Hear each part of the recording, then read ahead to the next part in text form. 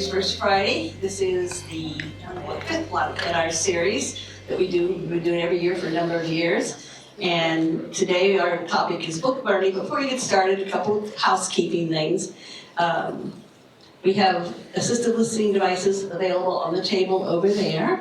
So if anybody needs that. We will have coffee and hot tea and some goodies at the back, which you're all welcome to anytime during the morning. You can get up and go. If you feel the need to get something to eat, go get it. And with that, I want to welcome you.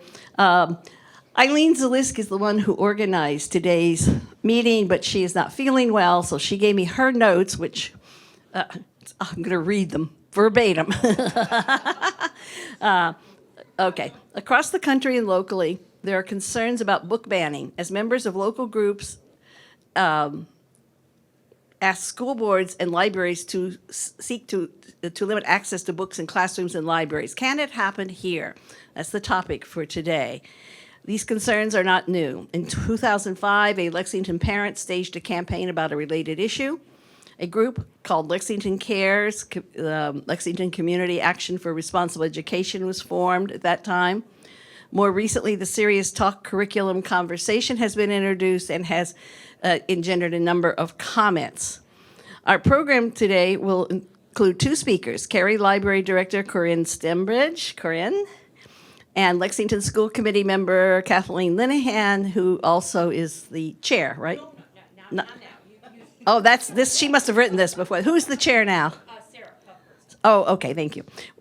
Okay, Eileen wants to read this, me to read this article. It's a little bit lengthy, but bear with me. This was from a Globe columnist, Yvonne Abraham's thing called Waging War on Schools. Here come more efforts to ban books from school libraries, even in Massachusetts. In this America, back to school means back to battle, as the national war over what our kids learn grows uglier and more intense. The wave of conservative efforts to control what students are taught and what books they can read, part of Republican attempts to goose turnout among suburban voters, is lapping on even our progressive shores. From conservative activist Chris Rufo, who almost single-handedly manufactured the hysteria over so-called critical race theory, and by the way, you all know that he has been involved in the Claudine Gay thing. That's a name that you should have recognized. Yeah, okay. To Donald Trump advisor Stephen Bannon, who proclaimed the path to save the nation goes through the school boards. The party has made no bones about the strategy here. Its outrage machine is fueled by groups like Parents Defending Education, Moms for Liberty, No Left Turn in Education, and the Mass Family Institute, supposedly grassroots operations, but connected to national networks and well-funded GOP power players, which targets teachers and librarians across the country and have captured control of education policy in some states, including Florida. According to the American Library Association, there were at least 1,269 attempts across the country to censor libraries, books, and resources in 2022, almost double the attempts in 2021. Next page.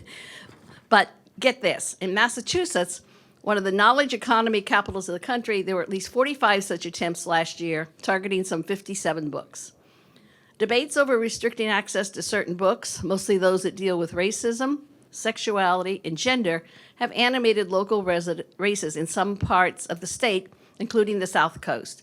In Rochester, for example, two school committee members who parroted the national talking points won re-election in May with help from the arch-conservative Christian Mass Family Institute, according to the New Bedford Light.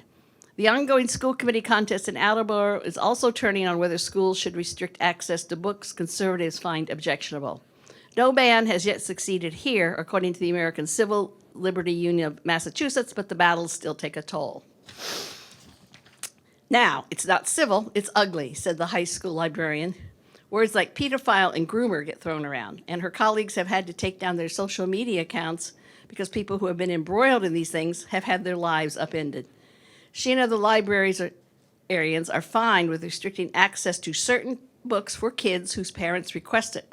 But this isn't that. If a parent says, I really don't want my kid reading that book, we will say okay, and give your kid a different book.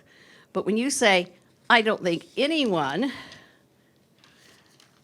in that school should be allowed to read that book. That's crossing a line.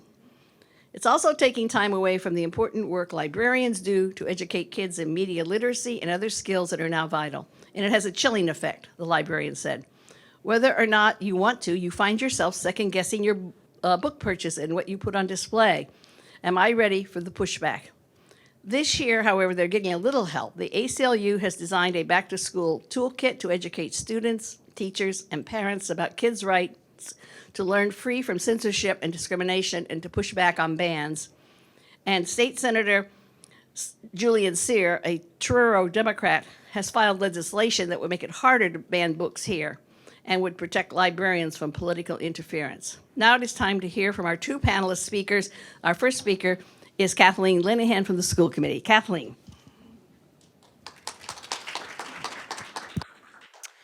Well, thank you for that introduction, Margaret, and for inviting me here.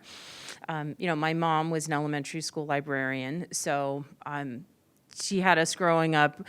When she would say, "We're going to the library," it was almost like you would have thought we would have been invited to take a tour of Willy Wonka's chocolate factory. I mean, she just made it like the most exciting thing in the world. So I absolutely love libraries and books. So Lexington, the mission statement for the Lexington Public School System is joy in learning, curiosity in life, and compassion in all we do. And books are an essential part of breathing life into those words. I mean, without books, it really is kind of a meaningless phrase. You can't have curiosity in life without the books and the other material, without that rich collection of material to inspire children. And in Lexington, both in our public library and our school libraries, we have amazing librarians with the training and the expertise to curate the collection of materials, not limited to books, to educate and to entertain, that benefits our students and our members of the public. And I believe we need to respect that expertise. They're the professionals. This is their job. And so the question of the day is posed at the forum is, can this happen here? Can, what we see happening in Florida, can it happen here? And I know what people want to hear is, nope, we're all good. So we'll make this the shortest forum in the history of League of Women Voters Forum, and we'll get on to much more fun things like, what's your first book of 2024 and what are your reading goals? But the reality is it can happen here because it can happen anywhere. It just can. I brought with me some of the policies we have for Lexington Public Schools regarding libraries and instruction materials and books. But the thing about policies is, and that's one of the three core essential jobs of the school committee. We approve policies, we create policies, we supervise the superintendent, and we approve the budget. But we're a board of 5 people, and it takes 3 people to vote to either amend or approve a new policy. That's it, 3. And, not nearly as many people vote in town elections as one would hope. Without constant vigilance and paying attention, all of a sudden you can have people who are one of the 3 people who can change any of these policies. They will be on the board. They will be on the school committee. So it can happen here. Now, do I think it's likely to happen here? No, because we're part of a community that values freedom and expression, and we believe. I think it's safe to say that there's no red flag bigger or redder than the people who come for books. But you can't just assume. You have to take action to make that happen. With that, I'll turn it over to Corin. Thank you. Can everyone hear me? Excellent. Thanks. I'm Corin Stembridge. I'm your library director here at Cary Library, and I'm happy and sad to be talking about this right now. It's certainly a topic I spend a lot of time thinking about. And I've been in Lexington. I don't live in Lexington, but I've served as your library director for almost 13 years now. And I've certainly seen over the past couple of years a little bit of a change in the air. And I And I feel proud of the work of the library. We have a set of core values. They're actually on the wall as you come in through the Mass Ave lobby. And on that list of core values, in addition to civility and community, are diversity and intellectual freedom, in addition to stewardship, because ultimately a public library is a collective collection that's built on behalf of the residents of Lexington. It's built by professional staff who do this for a living. This is what we do. This is what we're trained to do, what we're expert in.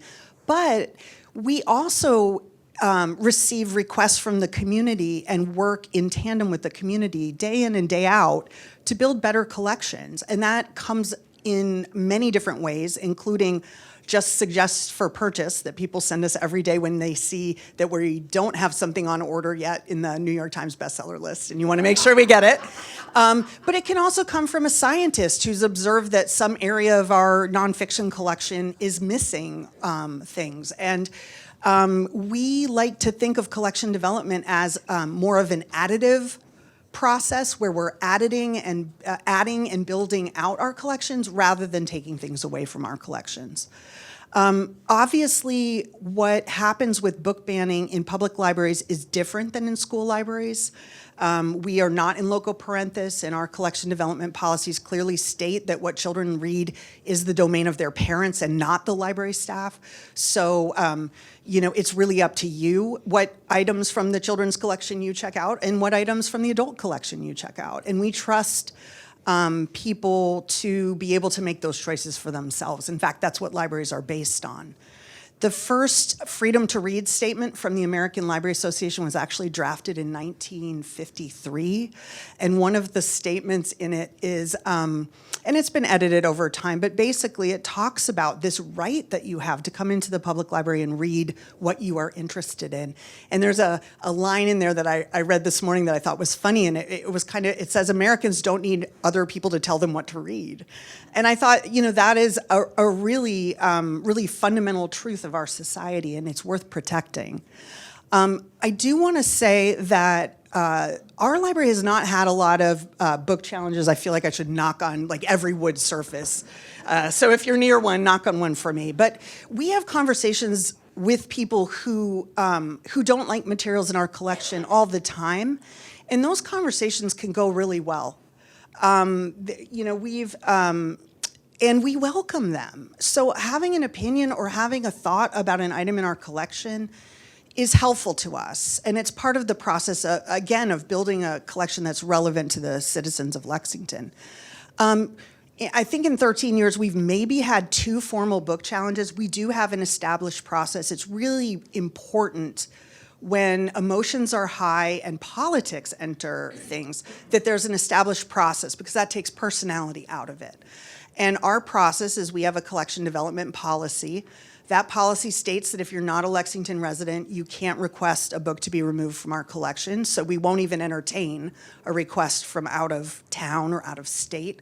A lot of the most recent challenges that have been happening in public libraries across the country are really generated by a group of people that is sending lists of titles out and asking people to challenge them in their local libraries. We're trying, but we have a process. So if a resident does present us with a request, it's called a request for reconsideration. You can get it on our website if you want to submit one. We go through an extensive process of evaluating that option. It takes hours. And we ask that that you have to be a resident. We ask you to have looked at the whole work and not just a sentence. That, often these things are generated from somebody finding fault in a certain sentence. We ask you to have read the whole work. And then we do our due diligence. And there is certainly an appeal process if, the staff who are responsible for building aspects of the collection evaluate based on reviews, based on what's going on in other libraries. We talk to the American Library Association or the state in some cases, and we make a determination. We talk to the patron. We explain our reasoning behind that. If the patron is dissatisfied, they can appeal to me. And then if they're still dissatisfied, they can come to the Library Board of Trustees and have the conversation there. But the really challenging piece to this, I think, in this moment is that we all have to recognize that this is the way our rights are chipped away. This is the way our access to information is eroded. And if we don't stand firm in the case of this, and we don't speak out, and I would urge you to speak out on a state level, on a national level, if this is important to you, and the fact that you're in this room means it likely is even though it may not be happening yet here, it's happening around us, and eventually it will happen here. And I'm sorry to say, we're in the process of planning for a capital campaign to renovate this level of the library. And as you can imagine, we run a busy library, and then we're planning on top of that. And we're also designing a service model for the year that we're under construction. So we've got 3 big jobs right now. But I've spent hours preparing for this. I mean, it is when these types of issues come up for libraries, they require hours for us to respond to them. And that time is lost to other things. And so it's really important to us in this moment that we're all protecting ourselves and one another and recognizing that the bar for removing an item from this collection and making it unavailable to all other 34,000 residents in Lexington is necessarily high. And I would also say it's also every Lexington resident's right to put in a request for reconsideration. We take that process really seriously. And I think with that, maybe we should take questions. One quick question for me. For Kathleen, do you have a process in place similar to what the library has if you were to get a request to remove a book? Is there a process that the schools have? I think you'd be able to hear. So we have some, the short answer is we don't have quite as a robust procedure that the public library has.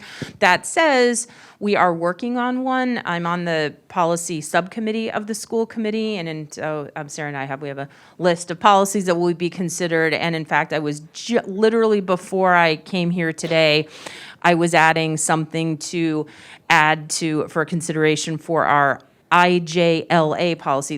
There's this whole weird system of how they do school committee policies. If you haven't, you can see all of our school committee policies. It's on the Lexington Public Schools website, and on the school committee page, there's a tab for our policies, and it's really great. It has a search function, so you can put anything in, and you'll pull up all sorts of policies, and it has this alphabetized number or organization system. So policy IJLA is library resources, and we have a proposal to add a section to that policy that will really have a very, very clear procedure to go through to if something is challenged.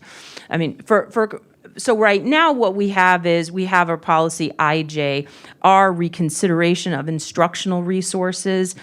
And, it says, if the decision of the school committee is that the questioned instructional resources be retained, the district will not convene a review committee relative to the same issue for 3 years. So basically, at the end of the day, it comes to the school committee. We are the last line, that we're the ones that will make that ultimate decision, which of course is, why it's so important to make sure you have school committee members who support the free access to all kinds of books. And on our policy IJLA, the library resources, we have this. Materials are not to be prescribed or removed because of actual or potential partisan or doctrinal disapproval, nor because of the origin, background, or views of those contributing to their creation. So that's our policy. I think we can take questions now. Here, could you do the one over on this side, and I'll do the one over here? Oh, sure, okay. I have a question. Can I ask one? I know that our library is part of a consortium, and not every book that we request or check out was on the shelves here. How does that work with your policy? Is there a uniform policy throughout the consortium? That's a great question. Every library in the Minuteman network, there are about 40 public libraries in Minuteman that if you place a reserve on a book, you may get a book from any one of them, thanks to our delivery service. Each of those libraries has its own independent collection development policy. So they're making decisions about what they buy and what they retain based on their local rules. So any request for reconsideration would only apply to Lexington materials for us. So if you didn't have the book on the shelves anyway, the policy would affect whether you would be willing to request it for your patrons? No, in fact, in some cases, people ask for, like a great example, we have so many academics in our community who read academic tomes, I guess is the word for it, at a level that most of our audience isn't going to read. Engineering is a particular favorite of the library staff. We may make a choice. The person may request that we purchase an engineering title. We may not purchase it because it may be $150, and we might think it might only circulate once. But it may be available through interlibrary loan either within the Minuteman network or outside, because we then can go beyond the Minuteman network and go nationwide to academic libraries.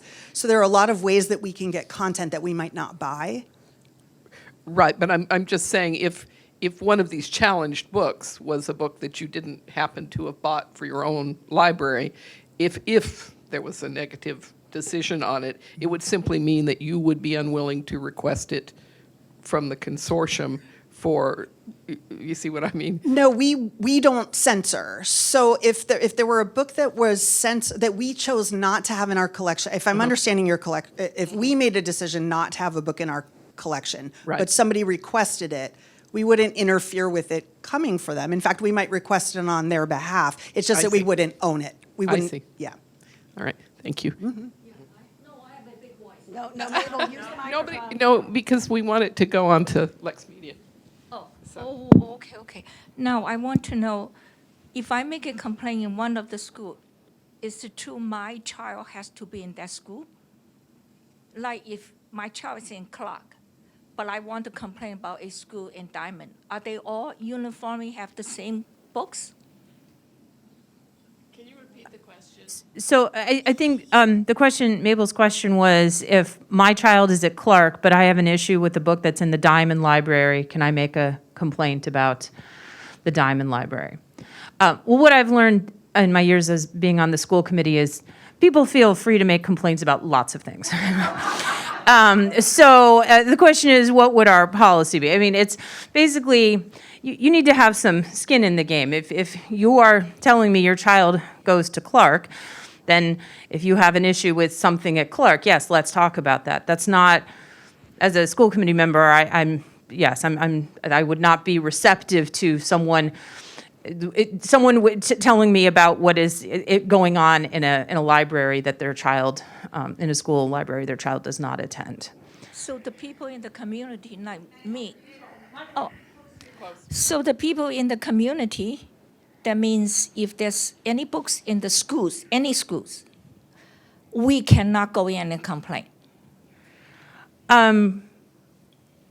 I guess, so I'm trying to, so are you trying to get at, if someone People- says, basically, I want this book removed from the library, but In the my school. child doesn't go to this, Yeah. Yeah, no, I don't think we would entertain. We have a policy on public complaint, I think it's policy KE. And it specifically says, the proper channeling of complaints involving instruction, discipline, or learning materials will be as follows: the teacher, the school building administrator, the superintendent, and the school committee, in that order. You know, I refer to that as the chain of command. When somebody comes to me with an issue that their child is having in a school, my first question is always, have you talked to the teacher? You have to, you can't leapfrog right to me. You can, but then I will tell you, but you have to go back to the teacher. And then if you're not satisfied with the teacher's answer, you talk to the principal, and then this, right? So that is what I would say to them. I said, you need to go back to this is an issue. If it's not your school building administrator, then it's not your issue. No, just thinking about culture difference. People from the other cultures might not feel comfortable that their child has an issue with their teacher. They worry about repercussion. They, And I know people have been quiet, didn't complain, because they didn't want their child in that particular school had any repercussions. yes, we do hear that, and what I say, and again, this comes up over and over again. There will be a whatever the issue is. I'm like, if you don't say something, we can't fix it. That's just the hard reality of it. You have to be able to raise your hand and say, we have a problem here. But why would that child in that particular school, and we all know chemistry, with some people you get along better with than the other ones. And if that child has a particular problem with that teacher, and you go, what would happen to that poor child? So I'm happy to talk to you about this. I think we're getting a little off the book issue, but I'm happy to talk to you about our public complaint policy anytime. But in general, for the books, we recognize that procedure of how we go through the process. I just want to throw in a quick point of information. I've been enjoying listening to Kathleen talk about the policies and the numbering or the lettering system. That is the Mass Association of School Committees universal labeling system for all, not all schools do it, but most schools do. So for example, if you want to look up KLJ in Bedford or in Belmont, you go to their website, it'll be the same policy. It makes it very easy to compare policies across school systems by using that system. Just to let you know, you guys didn't, no, we didn't devise that. We adopted it.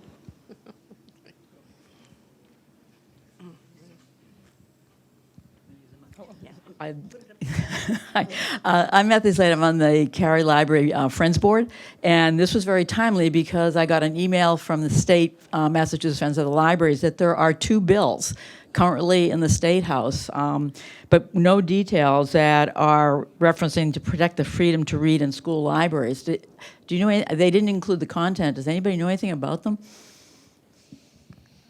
I actually do.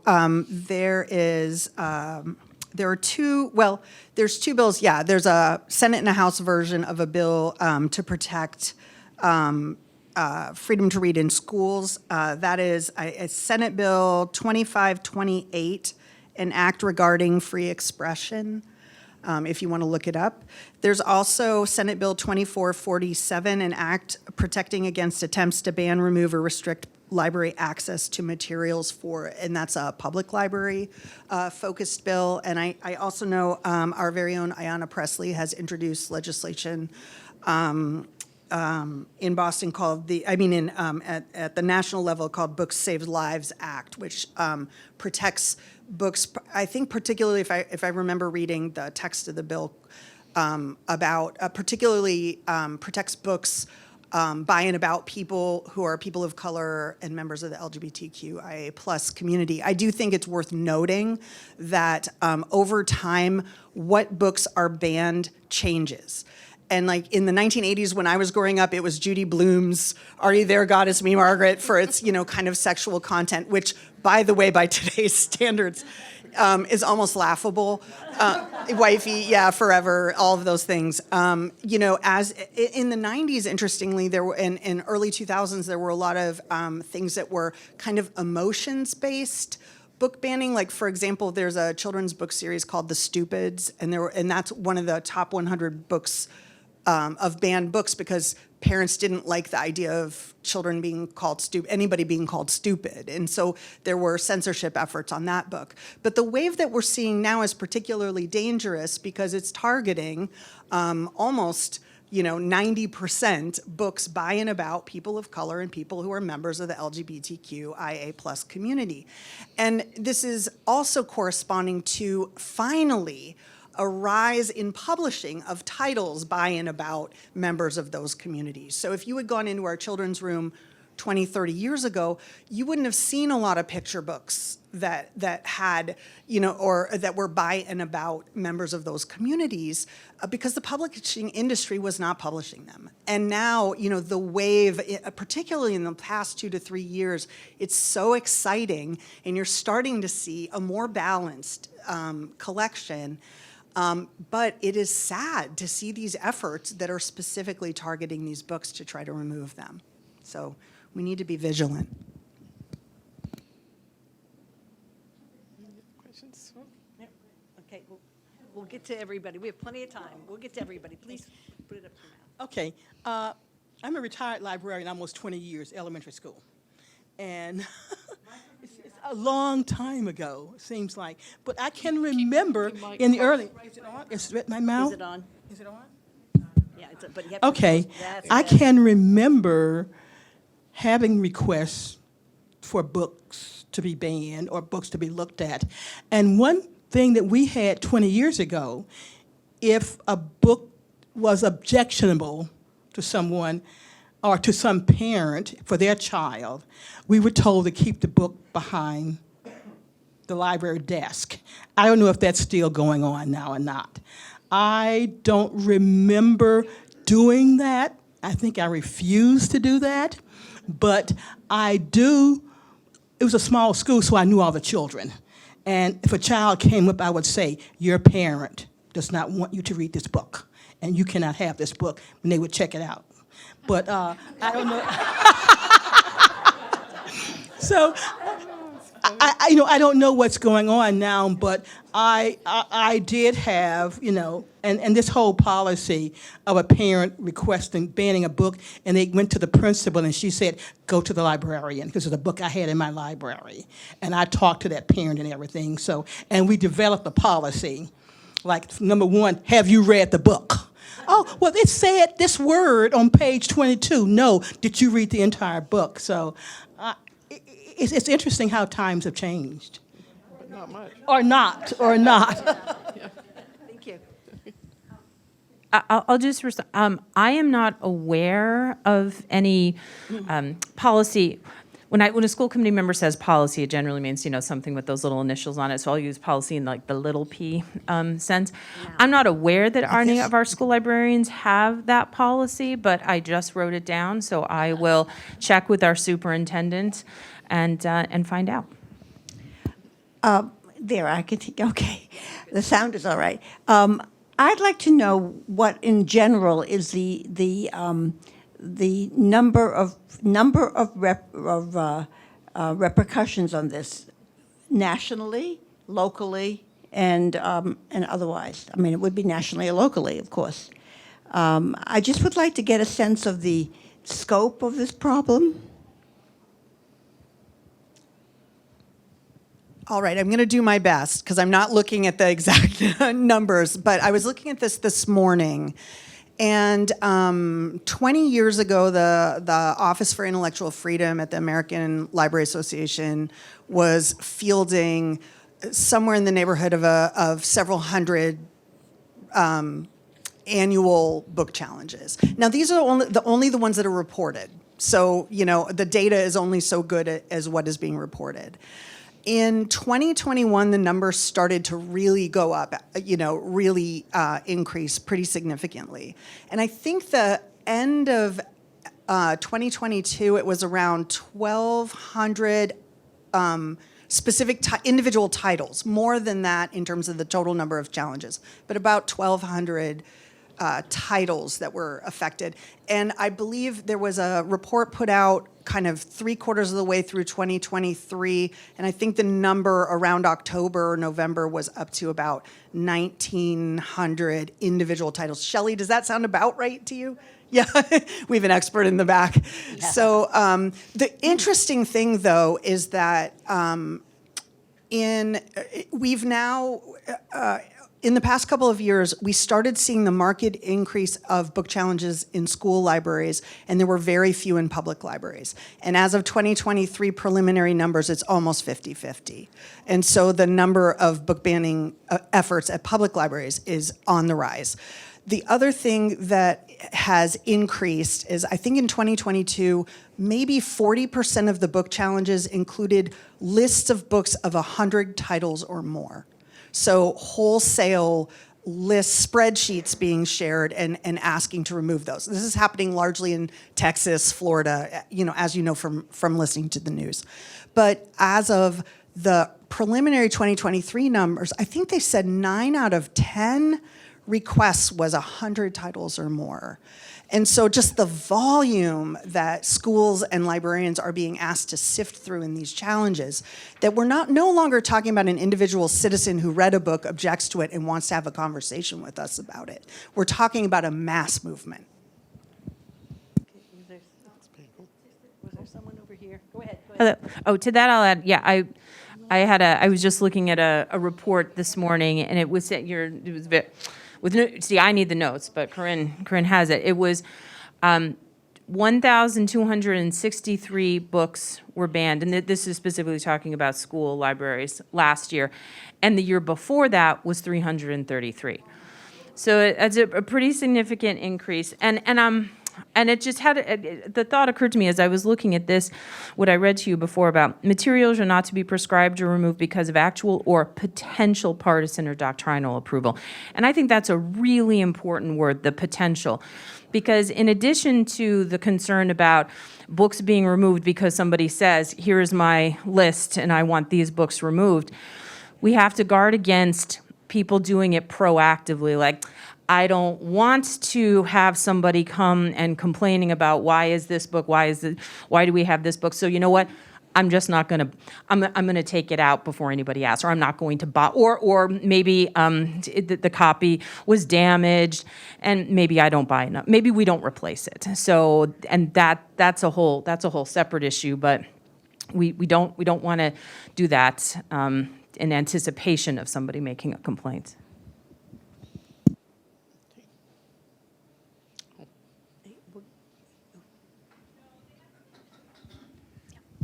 So, one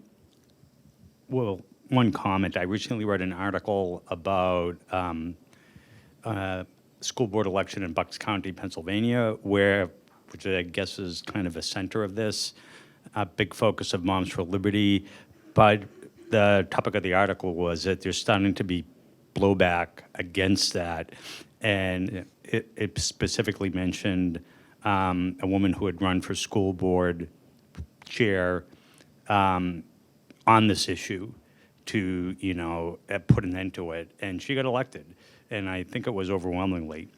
But my question is, so when you're talking about people sending in lists of hundreds of books, I'm not joking about this, is it reasonable to just say, have you read this book? And then tell me about why you don't like it. That would seem like a reasonable policy to me. And then if they're just circulating some ridiculous list that they got off the internet, that shouldn't even be, I don't even think that should be entertained. It should go in the trash. I'll just speak to that briefly. I mean, that's one of the reasons our policy is set up the way that it is, that for every single title you want to request reconsideration for, you have to fill out the complete form, which if we received a list of 100 titles to remove from our library, we wouldn't even look at it. We would just respond to the person that it doesn't meet our policy. So that's why I was actually thinking more about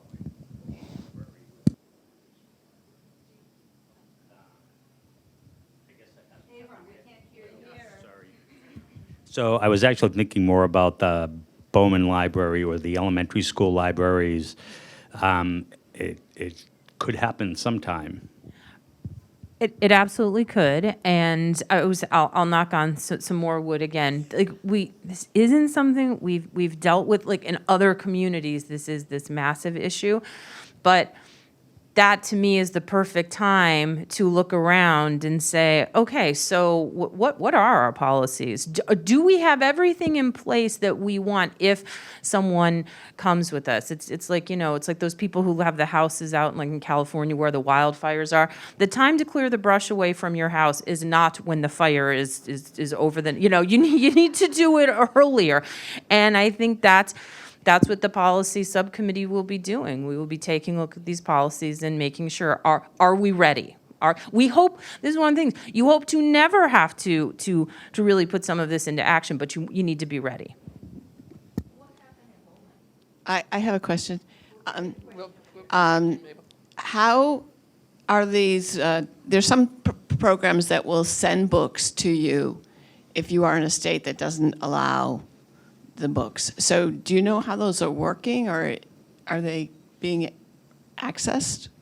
Yeah, the one I know about started with the Brooklyn Public Library, and the Boston Public Library has jumped on board, as has, I think, Seattle, LA, a couple others.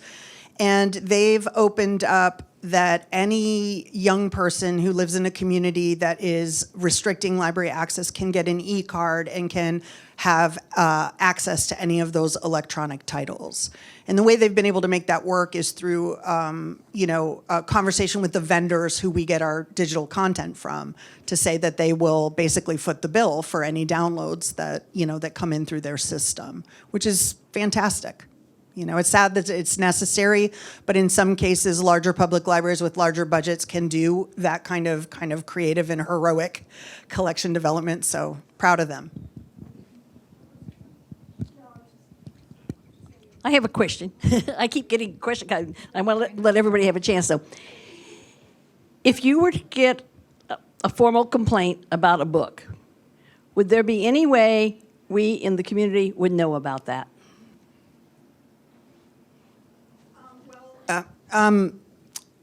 Requests for reconsideration are part of the public record.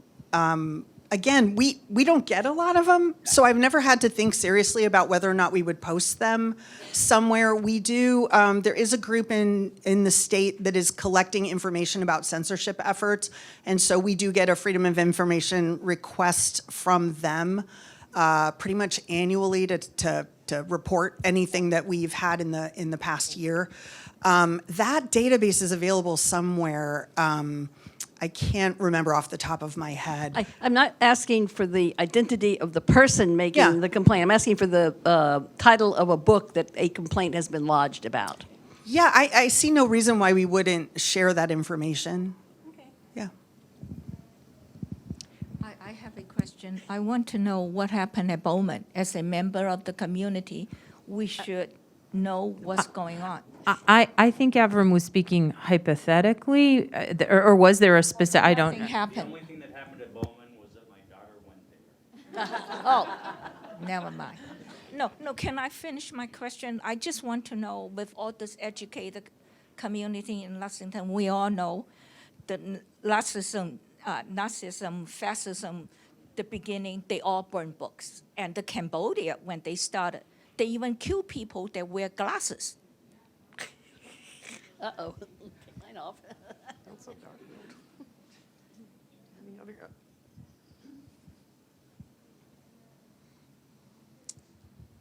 Thank you.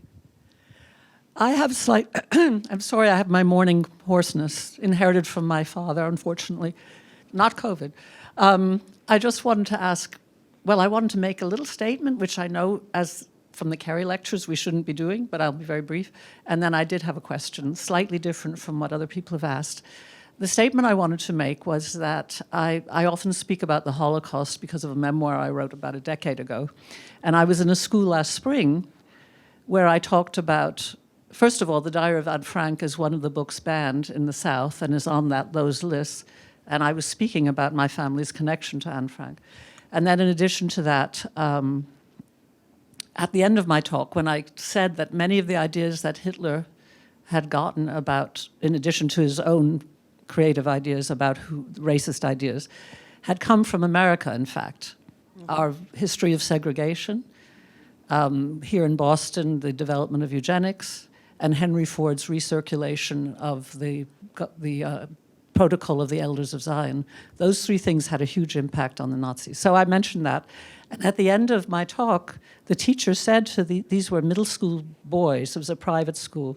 At the end of the talk, he said, you know, Dr. Goldberg couldn't have said any, I hate referring to myself as Dr. Goldberg, I'm quoting him, that none of these things could have been said in the South.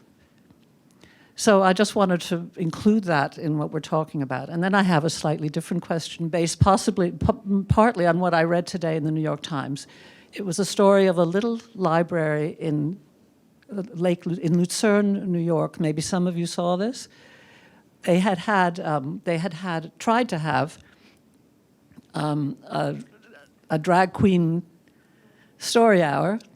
And there was such tumult after that the entire library had shut down because of the hatred they received. The entire staff quit. And now this little town no longer has a public library.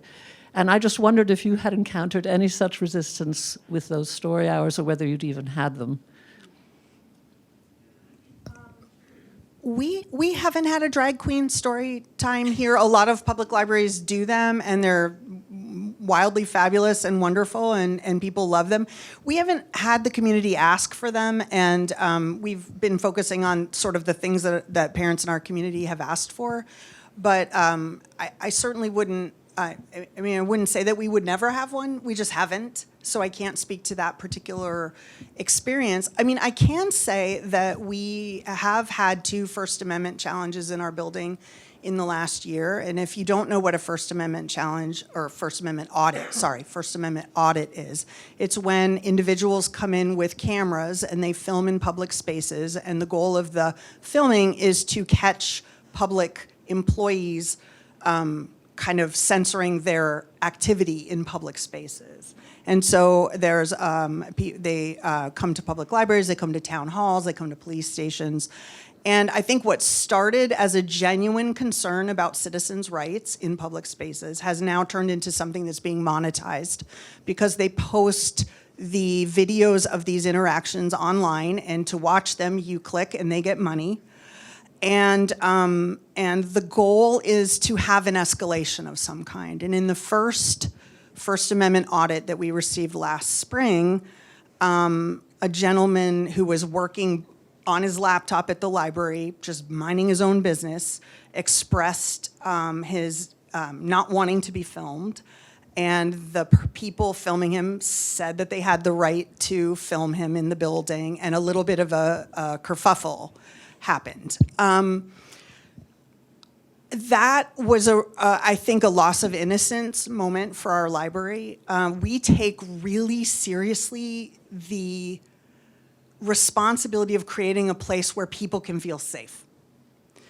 And this particular member of the community, and the way that it played out, it was horrifying to us. It was not in view of our desk. We didn't see it happen. It happened before we could intercede in any way. It did cause us to rethink our policies. And so now if somebody walks into the building to do a First Amendment audit of our building, we attach a staff person who walks around with them to make sure that something bad doesn't happen.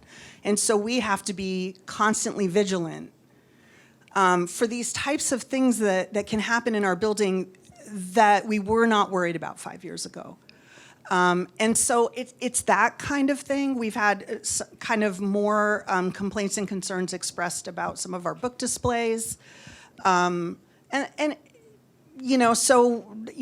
are the kinds of rumblings that we're seeing, even though we aren't seeing the book banning yet.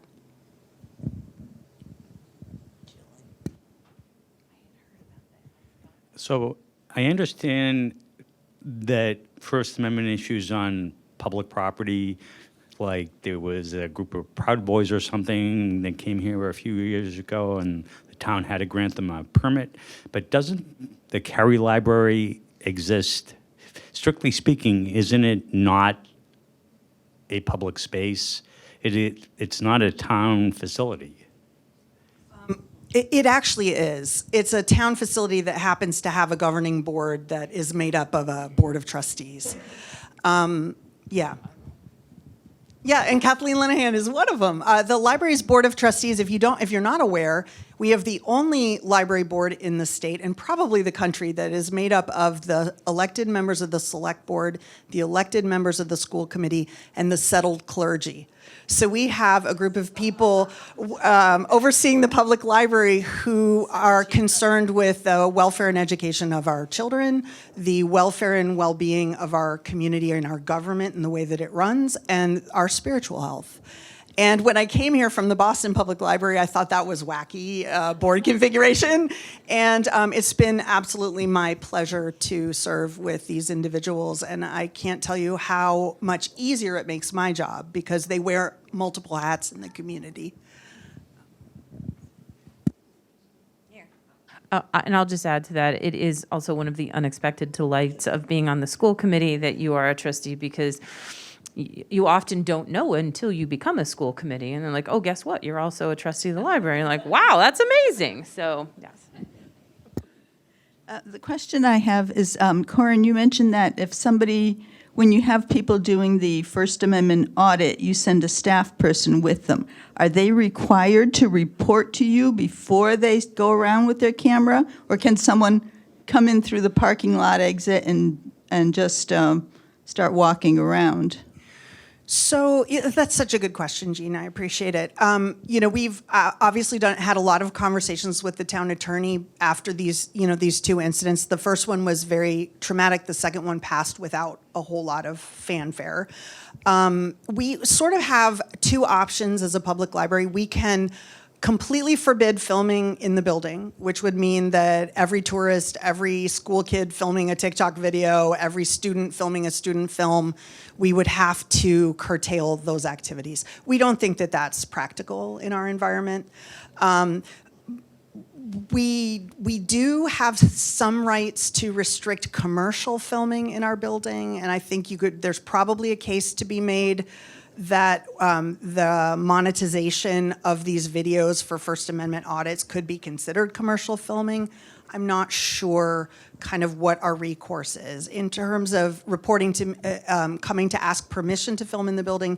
Unless you're going to film a movie or something, you really don't have to ask my permission. But we certainly have some rules and restrictions. We have a photography policy. It's online in the same area of our website as our collection development policy. You can't block aisles, you can't get in the way. We also recently updated our photography policy to require people to ask permission for filming minors in our building. I don't know whether we can enforce that. It will be tricky. It's hard for us to tell who's a minor in our building always. We have a lot of teens in our building. But we certainly ask people to behave the way that we would want someone to behave if we were with our child in a public space and they were filming. Challenging times.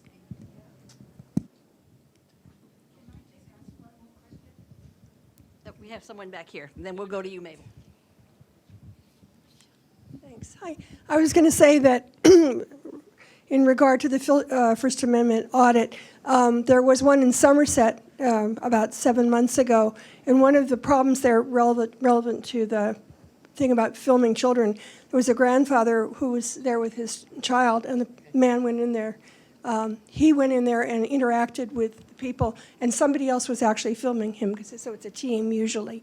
And the grandfather obviously didn't want his child being filmed, and so he went and confronted the man, and of course the staff at that time didn't know how to handle it, because that whole First Amendment thing had just begun.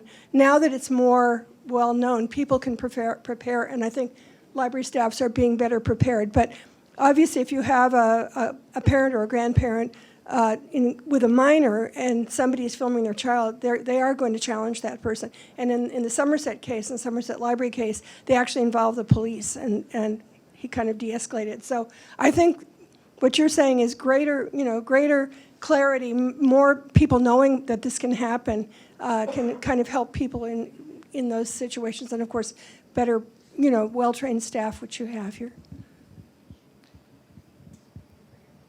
So in regards to the audit, when one of these people come into the building, is it possible to make a public announcement saying there is somebody in the building filming you for an audit, so the patrons are aware of what's going on? Yes.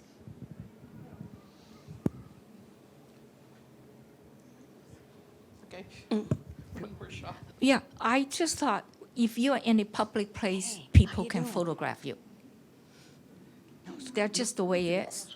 But I also want to know, but this has nothing to do with book banning, but somehow related, that our American segregation system, we learn it mostly from the Indian government because they have the caste system.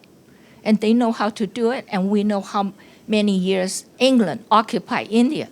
So here we go. Yeah, I just want to say a couple things. I mean, I grew up in the South. I was born in Houston. I grew up in New Orleans, and we had no book bans that I'm aware of anywhere near. Diary of Anne Frank, To Kill a Mockingbird, all those things were required reading, actually. So I think the South gets a bad rap as far as just, I mean, just having lived down there, I've lived all around the country, and I think the problem of race and race relations is much worse up here, by far.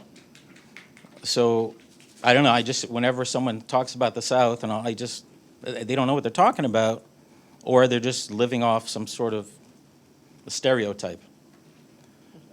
Secondly, I think the whole issue of the book banning, it's like if you've seen the videos where parents come before the school committees, a lot of times they will read from the books, they will show illustrations, and a lot of it concerns graphic oral sex, it's pedophilia, it's that type of, or it's gender ideology. It's saying, you know, you're born in the wrong body. You can do whatever. It's completely normal. And that's what parents have a problem with. And I think that's fully justified. But that's where basically all this stems from. And the race stuff, it's critical race theory. It's not, so when you talk about parents wanting to censor the LGBTQ community and authors of color, that's not what it's about at all. That's a disingenuous statement. It's about parents having the right to decide what their children are exposed to, and especially in schools. And there needs to be a policy in schools because, I mean, what is off limits? Are you guys absolutist? Anything should be available to anyone at any age? I'm not sure I heard the retired librarian in front. I don't know if she said, well, there's books that are off limits and your parents don't want you to have, but we have them, and go ahead and check them out if you want. No. I said, no. We have that book, and a parent will come up and say, I don't want my child reading that book. Right. I knew the children in my school. Right. And it's very funny because that one child whose parent didn't want him to read that book would come and ask for the book. Right. And I would say, John, your moms or your parents said you cannot have this book, but the book was there on the shelf. Yeah, I think she did say at one point that she checked it out. I think she misspoke. No, I misspoke if I said that. Yeah. No. Okay, well, that's the whole issue for me, because I don't support book bans, and I think it's a false labeling. It's not book banning. It's having some sort of oversight about what your kids are exposed to instead of offloading it to other people who sometimes have an agenda of their own. So that's what it's about. And if you haven't seen the videos of where the parents are shut down from talking because it's so graphic and disturbing, or the illustrations, that's what it's about. And I don't understand the people who defend having those for kids. I mean, but that's what it's about. It's not about these massive people are coming after black people. You can record me, that's fine. It's not about people coming after black people. Sure. It's not about LGBTQ, it's not about that at all. It's about having an agenda pushed in the schools, which it is. It's a full embrace of the radical trans ideology. It's no question. It's pushing the critical race theory, which they first said wasn't in the schools, but it's the whole basis of what they've been doing with the curriculum. So that's what it's about. We need to speak openly about what it is.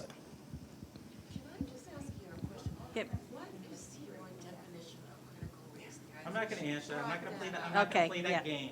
Right. I'm not going to play Yeah, that game. I It's a agree. reasonable question. It's a reasonable Tell you what, question. Go look at it. Can I say one more thing? That's another thing. You buy into these when the superintendent came out with her letter to the community, it was filled, this past summer, talking about the serious talks curriculum, it was just filled with Democratic talking points.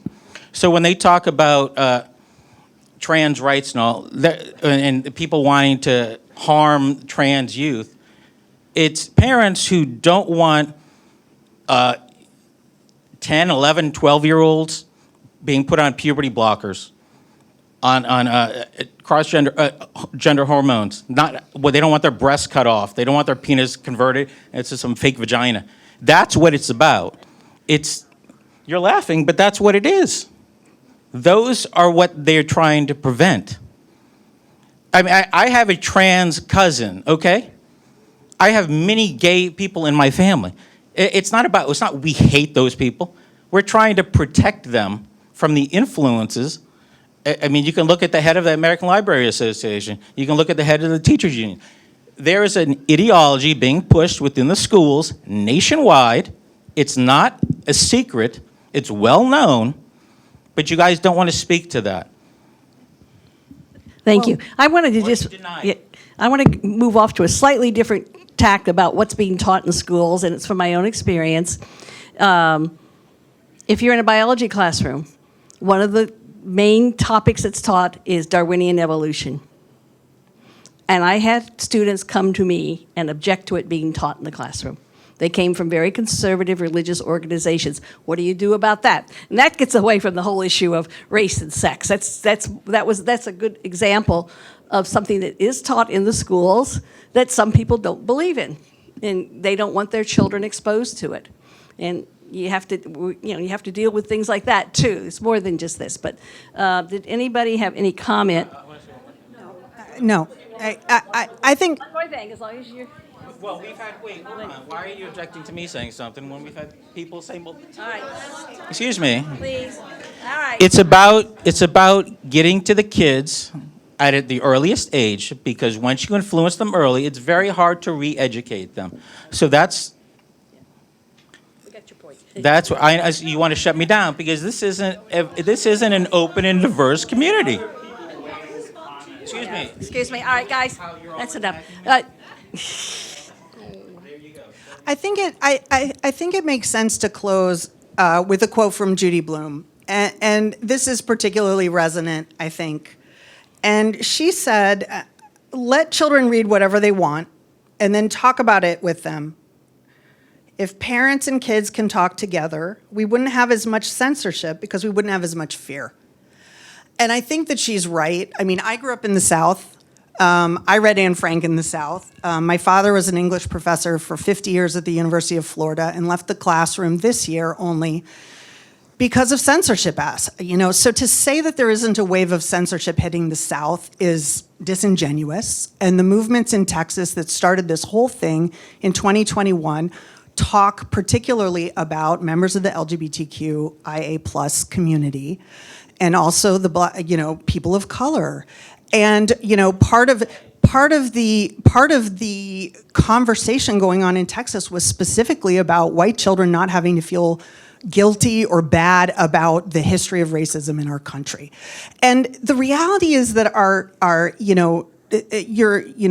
your conversation about body parts and trans students, it's really, reading a book is not proposing that people do a certain thing. And in some ways, what we get in public discourse and on social media is way more toxic because it talks back. A book is a chance to read about somebody's lived experience, somebody's life, and to learn from it and grow, whether you identify with that person or not, whether you're having that shared experience or not. And what we're talking about with book bans is preserving the right for families and parents and children to be able to have access to that content. And the conversations you have in your family around that content are really yours to have. You're taking that from the family. You're putting it in the school, in the library, so you are removing the parents from the equation. Yes, you are. No. Just stop it. Everyone shut up. That's right. Abram. Okay. I think we're getting close to closing time, so maybe this will be the last comment. Abram. So comment is When my daughter was in elementary school, we were aware of everything she read. When she brought a book home from school, we were aware of it. And my feeling is, if you're not aware of what your children are reading, and if you haven't instilled your family values into your children, that's on you. It is not on the public school system to do that. And nobody else has a right to decide what my daughter read in Bowman, what my daughter read at Clark, and what my daughter read at the high school. And that's what's happening here. And I'll sort of echo what Avram was saying. Going back to when my oldest was in middle school, she had just read Twilight. Remember, that's the sparkly vampires. And I had read all of them. And she was probably in 6th grade. She'd read the first one, and she immediately, of course, wanted to go on to number 2. New Moon, if I recall correctly. And I didn't want her to read that. There was some suicide ideation themes in it. There was self-worth tied up in your relationship with a boy. And I thought, in 6th grade, I thought, you know what, I want you to wait. I'm not saying no forever, but I just want you to wait a little bit, because that was my decision. But I would never, ever have thought to say, but that shouldn't be in the library. And that shouldn't be what somebody else decides for their child. That was, again, as I was very aware of what she was reading, what she was checking out from the library, because we had conversations about it. And at the end of the day, you can't be telling other parents what to do with their children. Well, this has been a very lively discussion and lots of interesting information about procedures and processes that are in place in our schools and our public library if someone does, challenge a book. And I think that to me was really important today. I just want to invite you all to our next First Friday, which will be February 2nd, and we will be back at the Community Center. And Michelle Sicolo, Representative Sicolo, will be our speaker. And the title is Reuse, Refill, Recycle. And she's been going, she has made some trip. I know she went to Germany. She's she's got a lot of interesting things to say about the whole movement about this. So I invite you all to that one. And on February 15th, which is the Thursday before school vacation, we will have local candidates night at Clark Middle School. And we do have races this year, so I hope you all can find time to come to that candidates night. And I don't know how many of you have heard about the Defending Democracy rally tomorrow in Concord at 1 o'clock at the First Parish in Concord. Deval Patrick and Danielle Allen are going to be there.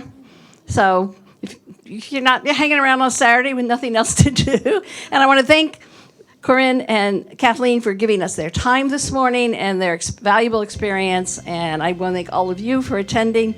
It's great to see so many of you on this bitter cold morning.